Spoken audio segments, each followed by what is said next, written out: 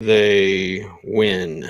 That's the question on everybody's mind.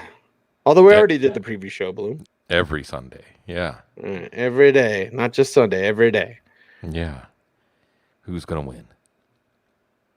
Who is going to win? All right, let's do this thing in 3, 2, 1. Keanu kiss for you. All right, 3, 2, 1. Well, we all know that Tom Brady's going to win. That's what he does, and that's what they did. 30-17, it's Buccaneers, and it is Falcons. And Bloom, let's go through the Tampa side because it was 4 touchdowns for Tommy Brady, 368 yards passing, 2 of the touchdowns to Rob Gronkowski. He's back and better than ever. You mentioned it in the preview show. 58 yards receiving. It was a touchdown for Leonard Fournette as a receiver, 48 yards receiving, 44 yards rushing. Sounds like a good fantasy day. Cameron Brate with a touchdown as well. Mike Evans, 7 for 99. Oh, I hope you don't play in one of those leagues that still, you only get a point if he gets to 100 yards. That's dumb and old. Stop playing in leagues like that. But 7 for 99. And then Chris Godwin, my friend, 15 for 143. I mean, outside of Brandon Marshall, the wide receiver for the Broncos years ago, we rarely see a 15 reception game. We saw one today. Yeah, this was a game that, and you see the flexibility of Tampa Bay here, right? Because last week against Indy, they were willing to run more with Leonard Fournette, not as much passing to the outside receivers. This week against Atlanta, they knew they had that advantage. See, so it isn't often that a team leads for the whole game and throws 51 times and only runs the ball 17 times. Right. But that is this Tampa offense, and they're in control. Leonard Fournette still had a good fantasy game, had a gorgeous touchdown catch, one-handed touchdown catch. How many times do we say one-handed touchdown catch by Leonard Fournette, who's a pretty solid receiver? A lot of teams are going to look back and wonder why they passed on him in free agency. There was one funny moment for Brady. Brady with his 51 attempts was good. Godwin was good. Evans was good. Gronk was great. With about 22 seconds left in the first half, at their own 10-yard line, well, it's Tom Brady, so he's still going to pass through a pick six. So that's why you don't pass with 20 seconds left in the first half when you're deep in your own end. It doesn't matter. Tampa Bay's rolling. Oh, Buffalo's coming to town next week. Ooh, Tampa Bay, they are rolling. We'll see what Buffalo can do tomorrow night. But you never throw a pick six that late, Bloom, and you never get Jared Goff too much time. Spoiler alert. Coming up. Week 13. Let's talk about Atlanta Falcons. And, well, Cordero Patterson banged up. Did he practice at all this week? Right. It was just like rest day, rest day, rest day. He's fine. 13 for 78. Okay. 3 for 18 as a receiver. No touchdown. Whatever. You're fine. Russell Gage, 11 for 130. You're fine with Russell Gage. You're okay with Kyle Pitts, PPR, 4 for 48, 8.8 fantasy points. I can do math, Bloom. Mike Davis gets a rushing touchdown, and Matt Ryan gets 297 yards, which leads me to say, I hope you don't play in a league where you only get points for 300 yards passing. Either way, these are the Falcons we're left with. Yeah, these magical thresholds. Patterson wasn't necessarily above 1 for fantasy, but he still wasn't a dud. He's not getting as much work in the passing game. So he had a nice run to open this one, a 39-yarder. Mike Davis scored from 17 right after that. And thankfully he did because there wasn't much else. So we may pause, although it is Carolina next week. More on that in a second. Kyle Pitts got going for a little bit and then slowed down. Russell Gage got going, had a fumble that really ended Atlanta's chances of hanging around on this one. Got a little banged up at the end of the game, so we're going to watch that going into this matchup. But Cease, did you see that Carolina, I'm throwing something to you, Cease, I'm doing it. Did you see that Carolina fired Joe Brady? Fired Joe Brady? Yeah, every time I think of what's going on with the Panthers, I think, Joe Brady, that's the problem. And well, you got Jason Garrett. Everyone has a scapegoat, right? Until you don't. That's why Pat Shurmur, you better watch your ass tonight for the Broncos. Ooh. Well, and look, it seems to me, Cease, I think this is Panthers organization. I know they didn't play today, but I want to talk about it anyway. I think they're chasing their tail. This reminds me of that sign that says firings will continue until morale improves. That doesn't actually improve morale. It's a joke, David Tepper. It's a joke, Matt Rule. Okay, speaking of joke, I was at a Bears bar doing a public appearance. Oh, yeah. Wrigley's shout out Wrigley's up in Golden. And it was so cool to see just nothing but Bears fans. And they're doing the Bears fight song and all that kind of stuff. And then it was awful because Andy Dalton was awful. At least I gave away some nice stuff from Coors Light and from Yeti. Unpaid endorsement. Well, at least for this show. Save one for me from Yeti. Yeah. 33-22, the final score. Cardinals over the Bears, and this one we could have predicted. And the Cardinals with more Kyler Murray, and more is what you got. 2 touchdowns passing for Kyler Murray, 2 touchdowns rushing for Kyler Murray. The touchdown passes go to James Conner, 75 yards on the ground, 36 yards receiving, 1 receiving touchdown, and Nuke Hopkins 2 for 32. But he had the other touchdown. And when Kyler only throws it 15 times and he runs it 10 times, 59 yards in those 2 touchdowns, like the emphasis was running the ball. The emphasis was playing swarming defense. Dalton, spoiler alert, threw 4 picks. But this Cardinals team, they are feeling their oats at 10-2. They are. And this is a team that has it figured out right now. They're the one team. See, a couple of things that give us mental health, right? Actually, a consistent team, a consistently good team. They lost with Colt McCoy in once out of 3 times, and they lost because Kyler Murray got hurt and they couldn't convert at the end against Green Bay. Otherwise, this has been a good, balanced team. Cliff Kingsbury and company getting it together. And also, just like that Tampa-Atlanta game, this one went basically as expected. Hopkins did have the TD early. There was some talk about how much he's going to play, how healthy he was. If you benched him, it was probably the right move. You did see Kyler Murray get those touchdowns, a race to the pylon, or a keeper at the goal line where he's untouched. This is the runner that we've been waiting for. So because they gave him the time to heal, coming out of the bye, now for fantasy, you're really excited here, and you're really excited for James Conner. See, yet another one that is causing a lot of teams. He got the same contract that Malcolm Brown got. Huh? A lot of teams wondering, what could we be doing right now if we had James Conner? Cardinals don't have to wonder. Fantasy teams that took him don't have to wonder. He was even good in a no-huddle drive. Back to that Steelers form of he's good for every situation. It was just too easy. And next week won't be as easy, but it might not be that tough as the Rams are coming to Arizona. Well, the Bears need to get Justin Fields back because they're learning nothing because Andy Dalton's just Andy Dalton. That's fine. He's better than me playing quarterback. I always love that excuse from players. Well, you never played, so blah, blah, blah, blah, blah, blah. Yeah, Andy Dalton sucks. We already know that. 2 touchdowns, 4 picks in this one. Vance Joseph, he's smiling. Where's my VJ? GIF, whatever, because he'll be a head coach next year and Vic Fangio won't. But either way, the Cardinals and the Bears, we talk about the Bears side. David Montgomery running hard, right? Yeah. And then Jakeem Grant, always respected Jakeem Grant's game, Bloom, because whether it was Texas Tech or even with the Dolphins, you just flash that sickness with the quickness. He certainly got it. So Montgomery, yes. Jakeem, nobody started, but still scored that touchdown. One of them, Jimmy Graham, gets the other touchdown. Speaking of somebody nobody started. And this is what the Bears have so long as Andy Dalton is their quarterback. Yeah, Andy Dalton, well, he keeps firing. He goes down fighting. You like that, but you didn't like that if you played Darnell Mooney. He didn't do much. It was actually Jimmy Graham getting a touchdown instead of Cole Kmet.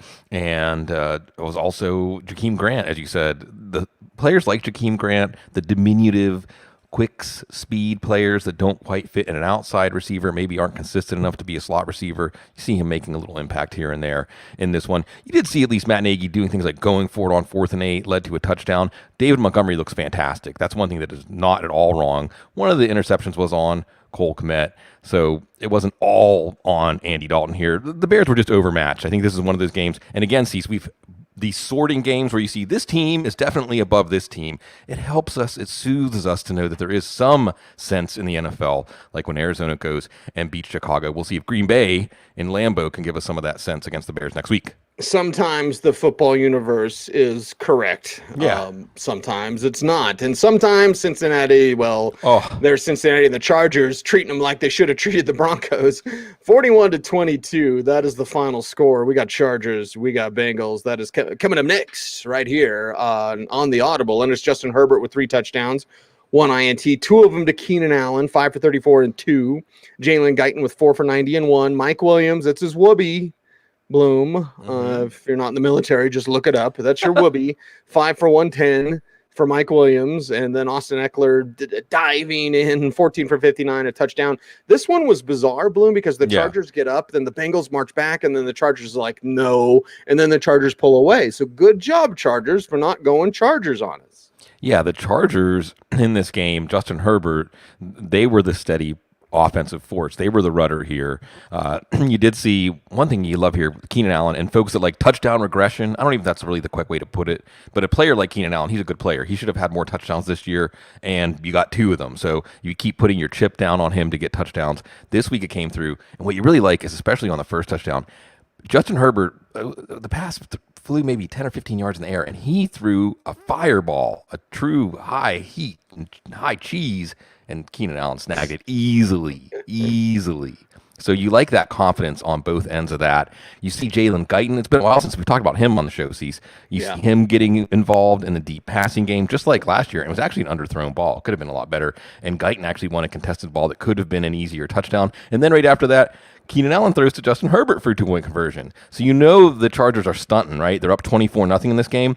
And we'll talk about the Bengals side, but the Bengals come all the way back. It's not really the Chargers offense that gets the game and takes control of it, but it is Justin Herbert who then goes ahead and cinches this game. There was one pass to Josh Palmer, the interception. Chidobe Awuzie made a tremendous play. He was beat, but still fought through it and got the interception. Austin Eckler had some fumbles that they had to get through. So, like you said, the Chargers getting over their mistakes, not losing because of their mistakes. The Bengals, on the other hand, it seems like no matter what, we always come back to this point on the circle, Cease, where as soon as the Bengals think they may have something, they shoot themselves in the foot. Nope, it's not there. As soon as we think, well, Joe Mixon going to run all over him. Well, the Chargers were ready for that. 19 for 54. Now 1 rushing touchdown from Mixon, so he gets enough for you. Don't get greedy. T. Higgins was greedy, 9 for 138 and a touchdown. Tyler Boyd, 5 for 85. Jamar Chase, 5 for 52 in this one. C.J. Uzomah, 3 for 20. Samaje Perine, not much for what the heck flex. 5 for 36 on the ground, 2 for 5 as a receiver. By the way, Joe Burrow, 1 passing touchdown, 1 rushing touchdown, also 2 picks in addition to his 300 yards passing. So Cincinnati valiant in their efforts to come back and then just watch the Chargers pull away again. Cease, you felt it. You felt it. They got it back to 24-22, and then there was a 2-point conversion that they got stuffed on. Actually, one because of a penalty. They got to try from the 1. They handed it off to Joe Mixon. And then they're driving to take the lead as they got the ball back, and Joe Mixon fumbles, and it's returned for a touchdown by Tavon Campbell, who's actually in for Asante Samuel in this one.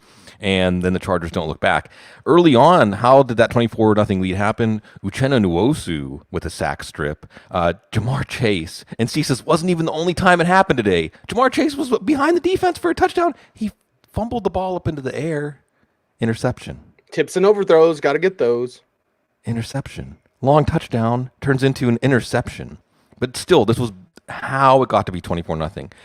You see Tyler Boyd making plays. You see T. Higgins making plays. You see Joe Burrow scrambling for a touchdown, and his pinky was kind of pointing the wrong way after that, and you could see it was very painful for him. He gutted it out in the second half, and it wasn't just him. There was also interceptions on some of this, but the Mixon fumble was really the turning point in the game here. You saw the patience and the vision on his touchdown, 9th straight game with a touchdown, but you didn't see them gouging this Chargers run defense. The Chargers run defense actually stood up well, and 24-0 lead to open the game will certainly do that. And then you even saw Joe Burrow when it was 31-22 having a chance to get back in this game, and interception in the end zone, another one where Burrow really, every game sees it seems like there's at least one throw that Joe Burrow would like to have back. There's a lot of plays the Bengals would like to have back. And these teams, they just seem to have their season hanging in the balance every week. Next week, it's San Francisco, another team that seems to have their season hanging in the balance every week. To that, I would say double true. We are going to talk next about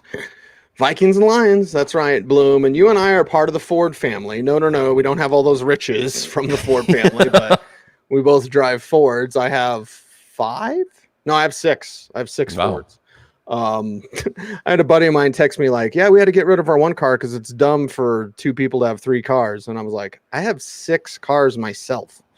Sorry. Anyway. One for the thumb. Yeah. One for each day of the week that ends in Y. But I think before we get into this, and the Lions won, spoiler alert, 29-27. We all kind of should be Lions fans, yes, because it's so bad, Bloom. It was so good to see the elation after the Lions win. It was wow. So in this game on the Minnesota side, we handle this one all in one take, Cease. No, just the Lions deserve more. I know. They deserve more. Was... Don't give Jared Goff too much time because right. They were hanging around and they were close, and then Minnesota charges back, and then Minnesota gets the lead, and Jefferson got that touchdown with like a minute some left. Yeah, Detroit didn't have any time. I guess we could do it in one take, but like Detroit didn't have any timeouts, but they move it down, and then they take a shot. And they take a shot to Amon-Ra St. Brown, a true game winner, last touchdown, last gasp pass for Jared Goff. And again, the elation, I guess we'll do this in both takes, Bloom, but it's why we watch football, right? To see games like that. I was nervous. I was really nervous. I was as nervous as I have been watching any Steelers game in the last 5 years, Cease, because you feel the emotional investment from this Lions team. On the Minnesota side, Adam Thielen leaves with an ankle injury. Minnesota plays the Steelers, by the way, on Thursday night. Don't think we're going to see Adam Thielen there. Tyler Conklin steps up and gets a lot more targets, including an end zone target, a fade he couldn't catch. So we've got a value shift there. Justin Jefferson looks amazing. Justin Jefferson, the way he's playing, and with this offense, yes, indeed. Some of it was because the Lions were leading for most of the game, but you did see more Kirk Cousins, a lot more than Alexander Mattison, who was fine. Maybe they were forcing the ball a little bit in key situations to Kenny Nwangwu. He also had KJ Osborne with an incredible drive. The Vikings actually had to claw back into this game. The Lions were controlling this game. You see this Lions team, Jared Goff playing well in the first half, dealing, TJ Hawkinson get a touchdown, Josh Reynolds doing some things, Brandon Wright getting a touchdown. Then, with a chance to win this game on fourth down and short, they go for it, of course, and Goff gets stripped. And that's whenever Minnesota goes down and takes the lead, and it feels like here's another Detroit. And of course, Goff is stripped. Right. Yeah. It's like, we're going to put the ball in Goff's hands to win the game. Williams. It's not going to be TJ Hawkinson. It's going to be that guy. Right. But no. And what you like about what Jared Goff and the team did on this drive is you can tell he has command of the offense. See, he's watching a 2-minute drill, especially with the game on the line. You can tell if a team really respects their quarterback and buys into their quarterback's leadership by how quickly they get lined up, how coordinated they are, how quickly they execute, get back to the line of scrimmage. They really didn't have, there was zero margin of error. They win the game on a walk-off touchdown. I think it was, between 10 and 15 yards. It was fourth down. They had one chance basically to win the game because it's Jared Goff. He's not going to hit a 30 or 40 yarder to win the game. So they had to matriculate the ball down the field on short passes, on outs. And let's give some credit to the Vikings. And this could have been Mike Zimmer's last game. We'll see. This is what happens when you lose to the Lions. And that's not to disrespect the Lions, but why would you play keep them in front of you defense with the game on the line, including in the end zone? Mm-hmm. Why do you drop anybody into coverage past like the goal line? And that's when you're against Jared Goff. When you're against Jared Goff. That's how Amon St. Ra catches the touchdown. Of course, for Lions fans, as Michigan goes on to the college football playoff, they're thinking Aiden Hutchinson. Yeah, keep him home, keep him in Michigan. Now the Lions have won a game. They face the Broncos next week, Cease. So could there be some way that this was bad news for the Lions? I don't really think so. I think this team has been scratching and clawing and fighting so hard for a win. I was happy for them. I think anybody except for Vikings fans, maybe even Vikings fans, because you probably want Mike Zimmer out anyway, maybe even Kirk Cousins, maybe even a true turnover to a new era. Kirk can't go anywhere. He's got $42 million on his cap next year. In 2023. My point is, this might have been... It all starts now. Right. What you're looking for as a Vikings fan is some impetus for the ownership to sweep the deck and say, let's just start over completely, because this blueprint isn't going to get it done. Detroit did get it done today, and it was happy moment. Got a little verklempt watching that, Cease. Yeah, a little bit. It's okay. Speaking of doing everything in one take, well, it is Indianapolis and Houston up next. And just when you thought, at least Brandon Cooks won't let me down, well, everybody with Houston let you down. And with Indianapolis, Bloom, it's the same as it ever was. Michael Pittman, 6 for 77. Jonathan Taylor, 32 carries. I mean, Nyheim Hines could do a little more, right? Like you could if you wanted to. Deion Jackson gets a rushing touchdown, and Jonathan Taylor gets 2 rushing touchdowns there. I had suggested earlier, like I'd rather play a Foster Moreau than a Jack Doyle, right? So we had some kind of replacement tight ends, and well, Doyle was hot and everything. Yeah, but it's just 1 for 13. It's too inconsistent. T.Y. Hilton, 2 for 22. Like, no thanks. Michael Pittman had 6 for 77, and the Colts win. I guess I should say that. Although you've assumed that. You assumed it before the game even started. This time, though, a shutout. 31-0. Yeah, and this is another one that, well, it went the way that we expected it to. You saw in this one, Jonathan Taylor, and you're watching this one season, we got the 32 carries and an easy win. Why are you overusing him? Hey, got a bye next week. Why not? Let him blow it out. Run as much as he wants because he can sit, eat bonbons, float in the pool because this is easy. Ashton Doolin had a nice touchdown catch. You did see Pittman also got some yards as a runner. So the good news is for Wentz in the passing game from a fantasy standpoint is after the bye, they're all playing indoor games the next 3 weeks after that. New England, Arizona, and the Raiders. So not necessarily a game there, maybe the Raiders, where they will run away from the opponent. So I just want to say a little football prayer to the football gods for this Colts team to make the playoffs. I want to see Jonathan Taylor in the playoffs. I want to see what this Nobody Colts else team wants can do. to see him. I guarantee you that because Exactly. they're built for playoff football. They are. So don't mess it up, Colts. You get to rest. You get to be one of the healthiest teams going down the stretch, and you have a chance to make some noise in the playoffs. Make some noise if you're the New York Giants. Are they capable of making noise? Besides the sound of the toilet? A whimper. Yeah, a toilet flush or a whimper, you decide, chat room. But it is 20-9. The Dolphins get the win. Unfortunately, I think this is another one take. Sorry, everybody. And we're not just rushing for the Broncos game, but like you just had some bad games today because Mike Glennon's playing. Okay, Mike Glennon's playing instead of Daniel Jones, and there was like some back and forth doing the news bloom during the week. It was like Jones isn't going to play. No, he's going to play. I mean, maybe. And then nope, it was Mike Glennon. So downgrade all your Giants. I hope you did just that. Evan Ingram 4 for 61. Saquon Barkley 11 for 55. Just not much else from anybody else. Barkley did have 6 catches to benefit his day in fantasy. Tua Tagovailoa with a couple of touchdowns. Just too easy for these guys. Mac Hollins gets one. Isaiah Ford gets the other. Nobody started him. You started Jalen Waddle. You got 9 for 90.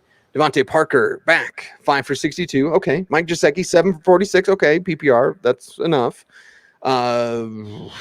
Philip Lindsay was banged up during the week. We talked about that in the preview show. So Myles Gaskin gets 15 for 44. That sounds about right.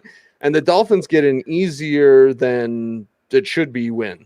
Yeah, it should be much more difficult to beat an NFL team. This was a yawner. Glennon spread it around, had an early interception. That was a really bad decision. All they could do is muster field goals. And Mike Glennon had a concussion in this one. The only other quarterback on the roster, Jake Fromm. They need to get Jake Fromm State Farm or something because it ain't going to work with Jake Fromm. Saquon Barkley, only because he got a ton of short receptions. At one point, he had 3 catches for -8 yards.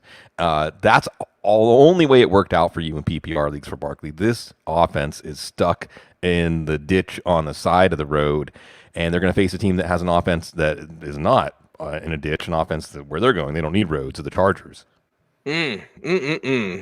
It's Minshew Mania time, right? Minshew Mania time, because we're talking Philadelphia and we're talking the Jets. 33-18, the final score. And finally, a game that we're not doing all in one take, Bloom, because we can talk about both sides. So Minshew comes in, and it was just like the Glennon thing, Bloom, right? Because it was like, could be Minshew. I remember writing that on like Tuesday or something. And then all of a sudden the week went on. It's like, no. And then you got the news on Friday and it was like, oh, hey, it's Minshew Mania, everybody. So here comes Gardner Minshew. 2 touchdowns, no INTs, 242 yards, and excitement abounds. You have Dallas Goedert, 6 for 105 and 2 touchdowns. Kez Watkins, 3 for 60 in this contest. Kenneth Gainwell with a rushing touchdown, 54 yards rushing, 5 for 33 as a receiver. Miles Sanders, 24 for 120 and 3 for 22 as a receiver. You're thinking, oh my God, it's working with Miles Sanders, and then he gets hurt. So we'll give us the latest there because they're already down Jordan Howard and no Boston Scott in this game. By the way, Devontae Smith gets 2 for 15, so there's that. So it's a win. It's a big win for the Eagles, but some concerns, Bloom. Yeah, by the way, my concern is I forgot to even mention anything about the Dolphins. Just real quick, Tua was doing good with ball handling. What was funny is Logan Ryan said, I could play quarterback. I can throw to the left for 2 yards. Well, if it's so easy, why weren't you able to stop it? That's some odd flex. But you saw Devontae Parker make some plays. Of course, Waddle, Gesicki, Myles Gaskin got stopped. But the main thing with the Miami, they've won 5 straight going into their bye. This team could still make the playoffs. And Philadelphia, here's your transition, Cease, watching the value of that Miami first-round pick they have going down. This game was like a college game. This was like Gardner Minshew back at Washington State against Zach Wilson back at BYU. The first 6 drives were all touchdowns in this game. And then, well, it kind of reverted to what we expected. With Philadelphia here, Minshew, it was pretty easy. It was Dallas Goedert, so you remember this one, Gulliver and the Lilliputians. Dallas Goedert looked like he was 10 feet tall, and nobody for the Jets was more than 5 feet tall. Miles Sanders ran well, left with an ankle injury. They're going into their bye. I don't know if the most valuable running back coming out of the bye will be Sanders, Kenneth Gainwell, Boston Scott, maybe Jordan Howard. So we're going to have to watch that. And you also saw, by the way, with Gardner Minshew back in there, completed his first 10 passes, getting the running backs involved in the passing game. It was the Jets, but it also looked like an NFL offense. Offense also put together 8-minute drive, 6-minute drive, killing that second half, making sure the Jets didn't have a chance to get back into this one. This team also still alive at 6-7, going into the bye, and maybe with a quarterback controversy. Yes, just maybe. You mentioned Dallas Goedert being 10 feet tall, Bloom. Yeah. I will say not 10 feet. How about 3 feet high and rising? Yeah. Because De La Soul is Sol La Day. And De La C'est La Vie, if you're the Jets, I don't know. Some transitions are better than others. Zach Wilson, couple of touchdowns and a pick, 226 yards passing. Elijah Moore, 6 for 77 and a touch. Hey, Zach, it can work with Elijah. I'm glad it did. Louder with Crowder, 4 for 62. Ryan Griffin with a touchdown on the day. Okay, that's cool. Nobody started him. Corey Davis, 2 for 15. So that's not working. Tevin Coleman, 11 for 58, not really working. Wilson with a rushing touchdown, by the way. So this is what the Jets can do, but at least as we get more data points, Bloom, we see Wilson feeding Elijah. Yeah, the touchdown here, there was a chance for a second one that he missed and then followed up on 4th down, hit Ryan Griffin. He had a sneak. So it was a good fantasy day in the first half for Zach Wilson. And then Cease, potholes in my lawn. Yeah, just hitting the bumps, not able to get rolling. This offense, lots of 3-and-outs, an interception.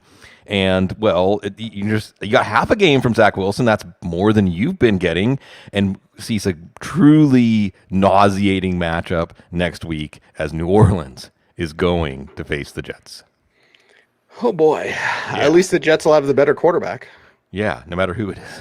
Yeah. And Taysom, like, come on, man. Make him an H-back. Like, it's just, I don't know why you pay him on. Anyway, that's more of a Thursday night topic or Sunday morning. Either way, we got you covered here on the Audible and Footballguys YouTube channel, youtube.com/Footballguys. Washington football team. They are up next because they win over the Las Vegas Raiders. And this one, again, kind of another yawner, 17-15. Taylor Heineke, 2 touchdowns, 1 INT. The touchdowns go to Logan Thomas. He's back, 3 for 48 and a touch. Antonio Gibson, 5 for 23 and a touch as a receiver, then 23 for 88. I mean, hard charging yards, hard fought yards too. Gibson taking some big shots, but dealing out some punishment there as well. So he gets plenty for you from a fantasy perspective. It was a tight end day because John Bates had 3 for 42 and Adam Humphries 4 for 38. Terry McLaurin 3 for 22. Oh, the only one that lets you down. But if you're a Washington football team fan, you're at 6-6 and thinking we're still in it. Yeah. Absolutely, they're still in it. This team has got a 4-game winning streak now? What? This is a great offense with Antonio Gibson. And see, what you're seeing with Gibson is all those stories from the offseason. He's got patience. He's got vision. He's finishing his runs like a running back. He's dishing out punishment. He's falling forward, running with a good pad level at the end of his runs, and otherwise looking like a foundational player in the offense that we were promised. And then 4 straight punts. First drive's great, 4 straight punts. I mean, you did see, though, Taylor Heineke get his balance back through a pass touchdown to Gibson. By the way, Logan Thomas caught the touchdown on the first drive, then left with an injury. Hated seeing that. He had a really bad interception by Heineke, but he was able to recover with a late field goal drive on the road to get to face Dallas next week. So there is your yardstick game. That's your best team in the division, but this is a much different team on offense. This is a much different team on defense. See, it's just like the rookies, right? This is a different Taylor Heineke than the one we saw at the beginning of the season. This is a different Antonio Gibson. And hey, Taylor Heineke has a playoff start. So yeah, they should be thinking of themselves as a potential playoff team. And it's the same old Derek Carr and Las Vegas Raiders. Now, more of Hunter Renfrow, 9 for 102. Okay, very good. 9 catches for 38 yards for Josh Jacobs and 13 for 52 and a rushing touchdown. So PPR leagues, you're more than fine. Foster Moreau did do more than Jack Doyle, but not much, Bloom. 1 for 34. Oh, yeah. So it's a swing and a miss. There's your baseball reference. Derek Carr, is he out of outs? I don't know. Give me another baseball one. 28 to 38, 249 yards, no touchdowns, no INTs, and no future in Vegas. Yeah, we'll see, but they did have that flicker on Thanksgiving, and this wasn't a terrible game. This was a hard-fought game. This team hasn't checked out. You did see Kenyon Drake carted off in this one. Josh Jacobs did get a touchdown. Jacobs, he looks banged up. He looks like he's not 100%, but he's getting a lot of work, and he certainly was a solid fantasy start here. Foster Moreau, as you said, he's forgotten in this one. Didn't really get a lot of opportunities to put his stamp on this game. And this pass offense that made it look so easy against Dallas, Washington's opponent next week, wasn't able to make it look easy. Everything was difficult, and they're facing another team whose defense has turned the corner, the Kansas City Chiefs, next week. More on that in just a little bit. Let's talk about Rams and Jaguars, Bloom, all in one take because it's 37-7. Yeah, it's 37-7. So we know the Rams are going to get this, right? There's no question there. But they started out so weird, so bizarre, like Stafford being so off. I was actually doing a Broncos pregame show after my public appearance, Bloom, humble brag, and a stop at the liquor store. But anyway, 37-7. It's a Broncos game. Got to get ready. 37-7, the final score. But the Rams did it kind of weirdly. It was weird for a bit. Now, Odell Beckham Jr. did score. Hey, 2 for 28 and a touch. Van Jefferson did score 6 for 41 and a touch. Okay. Cooper Kupp, 8 for 129 and a touch. Sony Michel, 24 for 121 and a touch. Matthew Stafford with those 3 touchdowns, 295 yards passing. But again, the start was so rough to think, well, the Rams, you're on this losing streak. Like, why can't you handle Jacksonville immediately? They did eventually. And don't get me started on Trevor Lawrence. I'm so upset and depressed and thinking, well, of Eric Stoner's comments. Yeah. Right? See, I brought him up, Bloom. That's right. They haven't even had any Jell-O shots yet. Let's talk about this game again in one take. Yeah, because there's just nothing there with Jacksonville. Aaron Donald, a one-man gang, forces a James Robinson fumble, and James Robinson gets punished and sits on the bench for a little while. Again, as John Shipley, one of my favorite people in the football world, said, why is James Robinson the only one that gets punished for his bad play? If we were in the habit of punishing Jags players when they made poor plays, then, well, there'd be a lot of guys sitting a lot of the weeks, and maybe they wouldn't even be able to field because he didn't go to Ohio State. That's why. I guess, but Carlos Hyde did, so he got a touchdown. He got the touchdown. Go back to college, Urban. We don't want you. Okay? Really, go back to college. Truly. Exactly. Don't let the door hit you. And, well, they're going to have to get on the plane to go to Tennessee next week. A team is trying to save their season. Trying to save in the Rams season. Yes. Oh, by the way, the Rams. Yeah. I'm getting out of the Steelers are on right now, Bloom, and I appreciate you, brother, for doing this. Obviously, we're doing this to get in before the Broncos game. So Sigmund and I are missing out on an epic Steelers-Ravens game. What's important is the outcome, not whether we got to watch it. Van Jefferson had a touchdown here. Odell Beckham's touchdown came in garbage time, but you like them trying to establish some chemistry there. Cooper Kupp, it just looks too easy. And the thing is, he's one of those receivers. You just have to put it somewhere around him. He adjusts everything. He finds a way to make a play on everything. That's why he is going to be on a lot of fantasy teams that go deep into the playoffs. Matthew Stafford got a little banged up in this one. We'll watch that. So this was a bit of a breather for the Rams to feel like, well, maybe they're not a good team, but they're a lot better than the Jags. That doesn't say much. Next week, again, they're going to go to Arizona. So they're going to get a lot better idea of where they stand. A lot better idea. Seattle and San Francisco. It went final 30-23, the final score. Seattle gets the win. They're 3-8, and these teams hate each other, and they always go back and forth. The 49ers are 6-5. Jimmy G, 299, 2 touchdowns, 2 INTs. The touchdowns are George Kittle, 9 for 181 and 2. Brandon Ayuk, 3 for 55. Remember, no Debo in this one. Eli Mitchell, 22 for 66 and 1 rushing touchdown. So that was pretty much it for everybody on San Francisco, and it wasn't enough, Bloom, for the Adrian Peterson-led Seahawks. Let's talk about the 49ers side here. And this is a team, San Francisco, that had started to get everything falling into place, a team that could get hot at the right time, a team where a lot of players on this team have playoff experience, have been to a Super Bowl, almost won a Super Bowl. All you got to do is take care of one of the coldest teams in the league, and they can't do it. They can't do it. They had a chance, cut to the end here. They had first and goal at the 7, down 7, and could not score. Game started out on a somber note. Trenton Cannon had to actually be taken off the field on the ambulance. Like the ambulance came onto the field for him, just a concussion. So it was good to see that. Every year, there's a game or two that George Kittle just takes over. That was this one. George Kittle with an incredible tightrope, broken tackle. Big man like him, who's as physical as him, should not be able to do those kinds of things. Garoppolo had some mistakes, bad interceptions. Nick Bosa saves them on one. On a 4th down, they call a read option with Jimmy Garoppolo. As the broadcast team said, isn't Trey Lance can do that? I don't even care if they know it's going to happen because Trey Lance is out there. He's Trey Lance. You're out thinking yourself, Kyle Shanahan. Elijah Mitchell playing well, got a little banged up in this one. And then you're able to lead a 95-yard drive with the game on the line, but you can't make the final play. So again, this team, San Francisco, Cincinnati, both licking their wounds going into a game that both of them will feel like is a must-win in Week 14. Well, let's look at Seattle's side. Russell Wilson, 2 touchdowns, 1 INT. Tyler Lockett, 7 for 68 and a touch. D. Eskridge, remember him? 3 for 35 and a touch. Got that speed. Always look out for that. DK Metcalf, 5 for 60 in this game. Maybe there's something there with Gerald Everett. No.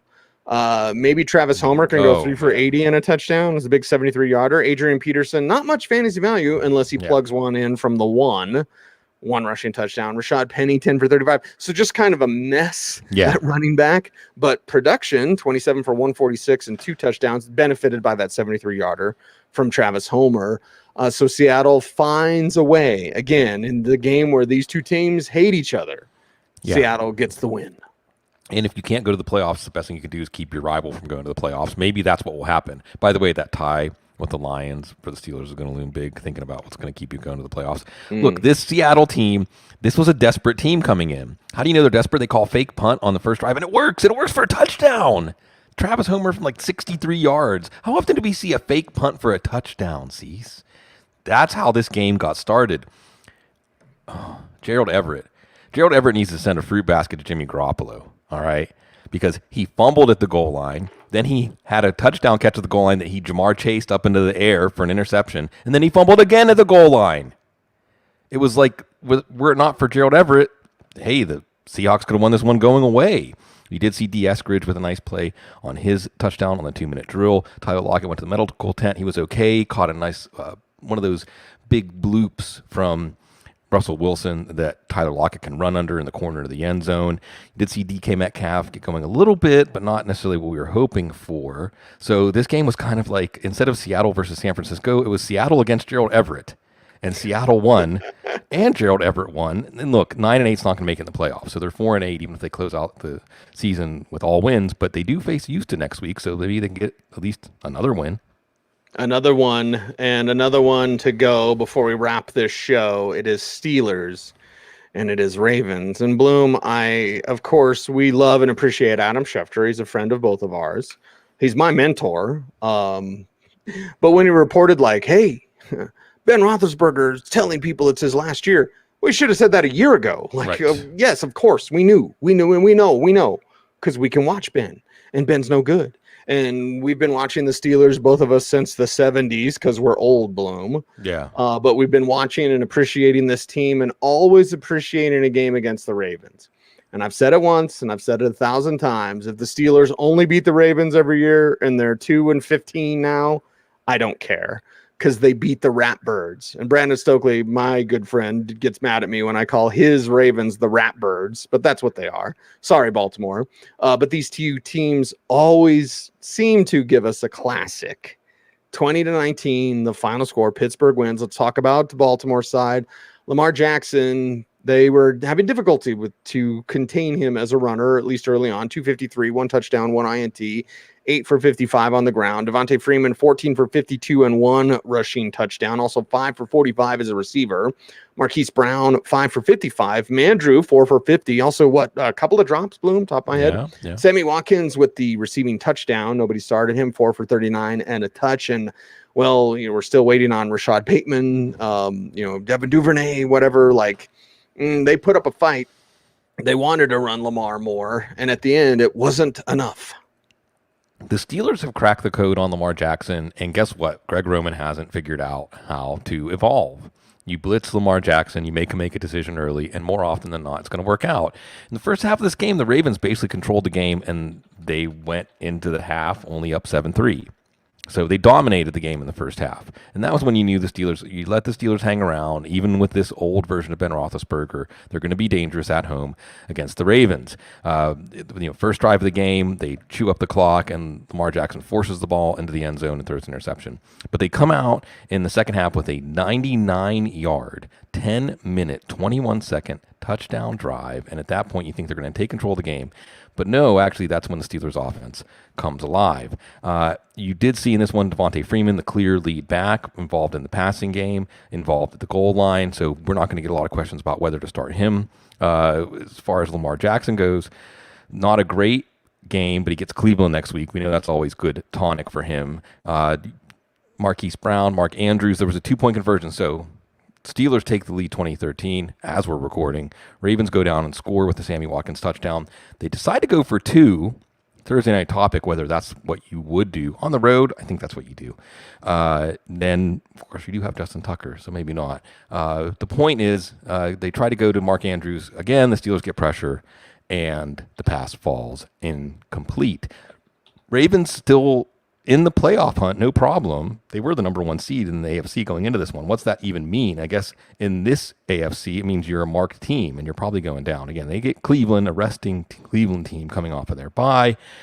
And we'll see. And for the Steelers, cease. At least we have the Buffalo game. We'll always have that Buffalo game from week 1. Now we have another one for the fans. Everybody can remember this one, a happy memory in the 2021 Steelers campaign. I still remember when Cordell got him. Wasn't that Monday Night Football, Bloom? Yeah. When Cordell went after him, that was a good memory. And of course, our memory is of watching Troy Polamalu jump over the line and sack Joe Flacco, basically reverse pile driver Joe Flacco. Something and if that sounds dirty, get your mind out of the gutter. Hall of Famer Troy Polamalu. Sounds wonderful, doesn't it? Yeah. Mm-hmm. Not Hall of Very Good, and there are people in the Hall of Fame that are in the Hall of Very Good. No. Hall of Fame, truly one of the greatest to ever get it done. Speaking of Hall of Fame, Sigmund Bloom in the Fantasy Football Hall of Fame. At least you should be, Bloom. We know that. Yeah. You'll be there one day. You'll be a Hall of Famer one day. And by the way, on the Steelers side, Deontay Johnson, that's all. He actually dropped a long touchdown. He could have had 3 touchdowns this one. He could have had 3 touchdowns. The one I thought it was going to get picked. And for the folks that are watching at home, you can see this. But that was the win probability graph on this game. Ravens at the end of the day. Not Ravens. So Steelers get a win again, probably when this season is over. Steelers next week, by the way, play Minnesota on Thursday. So, no Thielen, no Dalvin Cook. Maybe get something going, but at least we know if they can beat the Ravens, then maybe they can get in the playoffs. Maybe they can get an upset. This is where we're at. Upset wins, we'll take them as, again, there's something to rally around. And this is where we're at, Cease. And you're feeling it getting tighter because getting nervous for the Lions, for the 0-10-1 Lions. And each week the screws are going to get tighter. Bloom, you showed your phone. Now I'm going to show mine. I already sent you this picture, but one of my dear friends is Chad Brown. Yeah. And as I'm sitting next to Chad a couple of weeks ago doing the fan war room, do the Broncos really suck? That wasn't the name of the show. But anyway, I saw Chad's phone screensaver. And I don't know. God bless America. I don't think that's going to focus. Is it the albino python? No, it's the Blitzberg. Remember I sent you the picture? Oh, yeah. I sent you the picture, and that's Chad holding his phone because I was like, can I please take a picture? I was like, not to sound weird, Chad, but me and my buddy Sigmund basically worship you because you're a Steeler. But yeah, he's got the Blitzberg, and I think he's getting T-shirts made of that too. Nice. Which I would buy one for Blitzburg. That's for sure. Anyway, show time is over. Show and tell is over, but make sure our YouTube channel's never over. YouTube.com/footballguys. Make sure to do all those YouTube things, like, comment, share, subscribe, hit the notification bell so that you never miss a vid. He's Sigmund Bloom. Follow him on Twitter at Sigmund Bloom. I am at Cecil Lammey. The show is at the Audible. How many how many fingers of tequila tonight, Bloom? Oh, I'm actually enjoying some Austin East Cider's cider. It's really good. It's dangerously good. It goes down so smooth. This is the pineapple. We got some blood orange also. East Ciders, if you're listening, you want to do an endorsement deal, I'd be happy to send me the six pack, a pick sack. See, that's where we're at. See, I'm gonna have a pick sack. I'm gonna have a pick sack of ciders watching Vic Fangio every day. And the Broncos are gonna have a pick six on Pat Mahomes every day.